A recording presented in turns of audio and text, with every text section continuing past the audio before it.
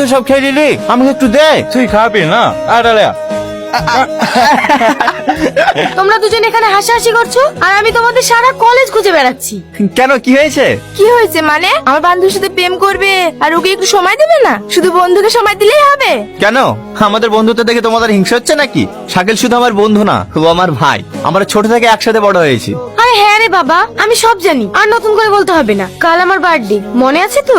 আরে কি যে বলো না তুমি, তোমার বার্থডে আমার মনে থাকবে না? ঠিক আছে, কাল তোমরা দুজন অবশ্যই চলে আসবে। আর শাকিল তুমিও কিন্তু ভুলে যেও না যেন। কি ব্যাপার, ওকে ওইভাবে বলার কি আছে? যাবো তো। আরে আমি জানি শাকিল গেলেই তুমি যাবে, ও না গেলে তুমি যাবে না। সে আমি তোমার যতই গার্লফ্রেন্ড হই না কেন। আরে ও নিয়ে তুমি চিন্তা করো না, আমিও যাবো, টনিও যাবে। আচ্ছা ঠিক আছে, সময় করে পৌঁছে যেও। এই চল। হ্যালো। টনি, তুই তাড়াতাড়ি আয় ভাই, আমাকে বাঁচা। চল বাবু, খেয়ে নেগা। না আমি খাবো না, ভালো লাগছে না। কাল রাত থেকে তোর কি হয়েছে বলতো? যখনই খেতে বলছিস তখনই খাবো না বলছিস। আমার কিছু হয়নি, আমি এমনি খাবো না। তুই মায়ের চোখে ফাঁকি দিবি? তোর তো কিছু না কিছু হয়েছেই। তুমিও না। ঠিক আছে ঠিক আছে, চলো খাবার রেডি করে খাচ্ছি। যে নম্বরে আপনি কল করছেন সে এখন সুইচ অফ আছে, অনুগ্রহ করে। এই বাবু, খাবার রেখে চলে যাচ্ছিস যে? আমি এখন আসি মা। টনি দাঁড়াও দাঁড়াও, কি ব্যাপার তোমার? দুদিন ধরে কলেজে আসছো না আর চোখ মুখের একই অবস্থা করেছো তুমি। কোনো টেনশনে আছো? না না, সেরকম কিছু না। গাড়ি থেকে নামো, তোমার সাথে আমার অনেক কথা আছে। সালমা, আজকে আমার মনের অবস্থাটা ভালো না, অন্যদিন কথা বলি। আমি বুঝতে পারছি না তুমি আমার সাথে এরকম ব্যবহার করছো কেন। তোমার কি আমার সাথে কথা বলতে ভালো লাগছে না? কাল দুবার ফোন করলাম, রিসিভ করলে না। আরে সেরকম কিছু না সালমা, আসলে আমি একটু সমস্যা আছি। এই সমস্যাটা মিটে গেলে তোমাকে আমি সব বুঝিয়ে বলবো। আমি এখন আসে। হ্যাঁ টনি, টনি।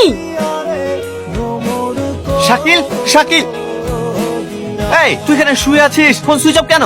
কাল থেকে শরীরটা খুব খারাপ ভাই, মোবাইল কোথায় আছে আমি জানিনি। এই তুই জানিস? টনি কখন এসছো বাপ? এই কিছুক্ষণ হলো। মা, তোমরা টনিকে বলো তো কালকে আমি কোথায় ছিলাম। আর বলো না বাপ, কাল বিকেল থেকে বাবুর খুব জ্বর, সারা রাত ঘুমাতে পারেনি। আমি আর মাহি সারা রাত ওর পাশে বসেছিলাম। জানো ভাই, ভাই কালকে ঘুমের ঘরে ফুল বকছিল, বারবার বলছিল টনি কলেজে যাবি নি, টনি কলেজে যাবি নি। তাহলে কাল রাতে যে ঘটনাটা ঘটলো সেটা কি? কি ভাবছো বাপ?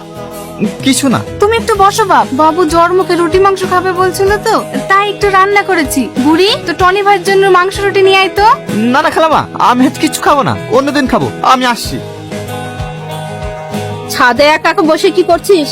জানো মা, আমি একটা হিসেব কোনো মতে মিলাতে পারছি না। হিসেবটা এবার মিলে যাবে। এটা কার? ওটা তো আমার ছেলে। কি হয়েছে স্যার? আপনার এই গুণধর ছেলে।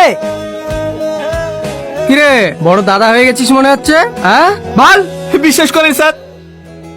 সুমন, টনি তুই? সুমন ভাই, বিশ্বাস কর। কিন্তু এত বড় ব্যাপারটা ঘটলো কিভাবে? আমি তোকে সব পরে বলবো। তার আগে এটা বল। তাহলে শোন। সবই তো বুঝলাম, কিন্তু সমস্ত প্রমাণ তোর বিরুদ্ধে। ঠিক আছে, তুই চিন্তা করিস না, আমি দেখছি।